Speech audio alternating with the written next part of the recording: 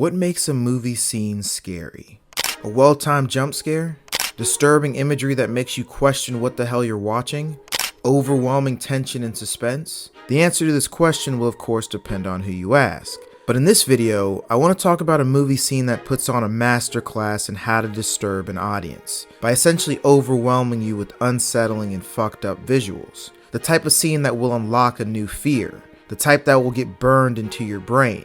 The type that is truly one terrifying scene. Hereditary is a 2018 A24 horror movie directed by Ari Aster, and although I had only seen this movie once in theaters before making this video, I remembered pretty much everything that happens in it, not only because of its effective storytelling, but also because of the sheer amount of disturbing and memorable moments, like this, or this, or this, or this. Now, because you've probably seen this before, I won't waste too much time on giving you context for the scene. Pretty much this evil cult leader grandma wants to bring one of the 8 kings of hell, Payman, to our world to get wealth and rewards. And she's willing to do whatever to make that happen, even if that means sacrificing herself and her family. Towards the end of the movie, Annie, the cult leader's daughter, begins to realize that her family's bloodline is cursed, and tries to sacrifice herself thinking that it will break the curse. But it's too late, as Payman possesses her.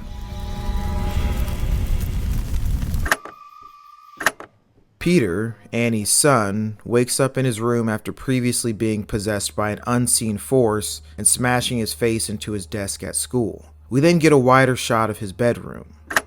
This shot is framed similar to the way it is at earlier points in the movie, but this time something's off, as your eyes begin to naturally focus on Annie stalking Peter from the corner of the ceiling.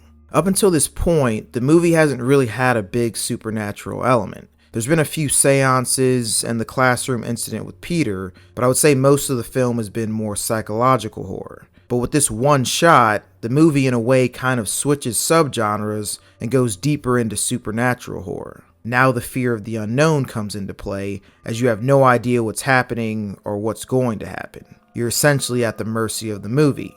Annie waits in the darkness, almost like a spider, before crawling through the air to leave the room, further adding to your confusion as to what's going on. Peter walks around the house confused, wondering where his parents are. He soon finds his dad burned to death, and as the camera pushes out to reveal more of his surroundings, we once again see Annie watching him from the corner of the ceiling. We focus in on her for a few seconds, and you can see that not only the positioning of her body, but also the expression on her face is so off-putting. It almost looks like an animal, and the tension rises as we wonder what her next move will be.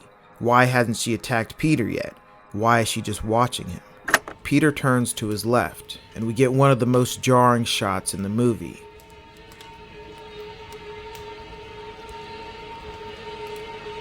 A naked man standing in a dark room, smiling.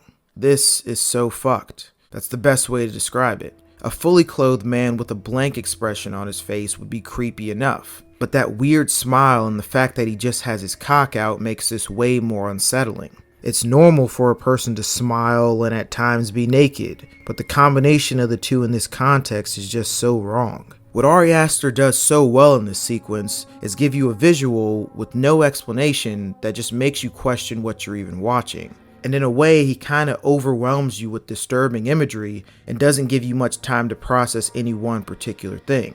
Our attention is initially focused on Annie's bizarre movements, but shortly after that's introduced, we get this. There's no point in even trying to rationalize this. The purpose is literally just to disturb you.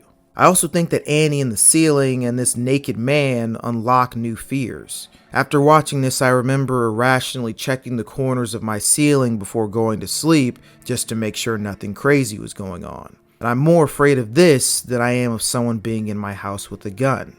The music intensifies as we go from the man, then back to Peter, and suddenly stops when a sound comes from the ceiling, but Annie is no longer there.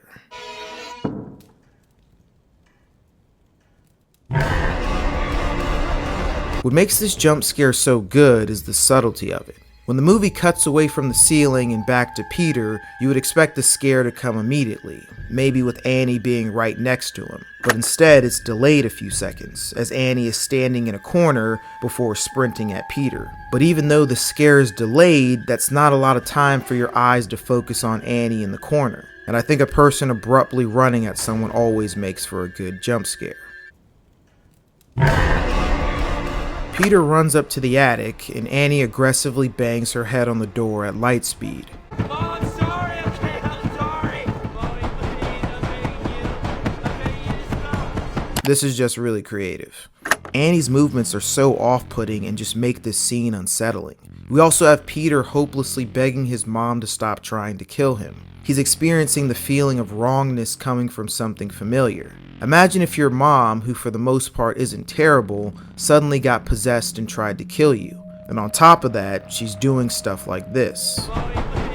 The head banging stops and Peter looks around the attic. There's flies, a naked woman, and we learn that he is unwillingly a part of some sort of ritual. Like anyone probably would in this situation, he tries to convince himself that he's dreaming, but he then hears the sound of human flesh tearing. He looks up and sees his mom sawing off her own head with the piano wire.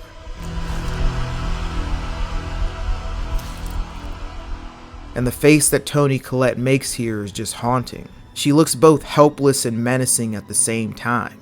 The score here is also great, getting more intense as Annie saws faster. This shot goes back to Ari Aster overwhelming the audience with disturbing imagery. In the span of about 8 minutes, we get Annie on the ceiling twice, a charred body, a naked man, Annie banging her head on the attic door, a naked woman, and now this. 1 or 2 of these visuals would have been enough to make this sequence disturbing, but instead, we get so many that it's hard to even process each one. Peter sees 3 more naked cult members, and proceeds to do exactly what I would do in this situation. Jump out the window.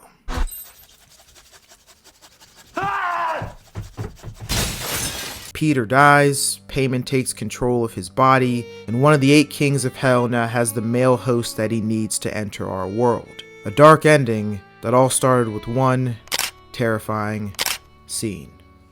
Hail, Paimon!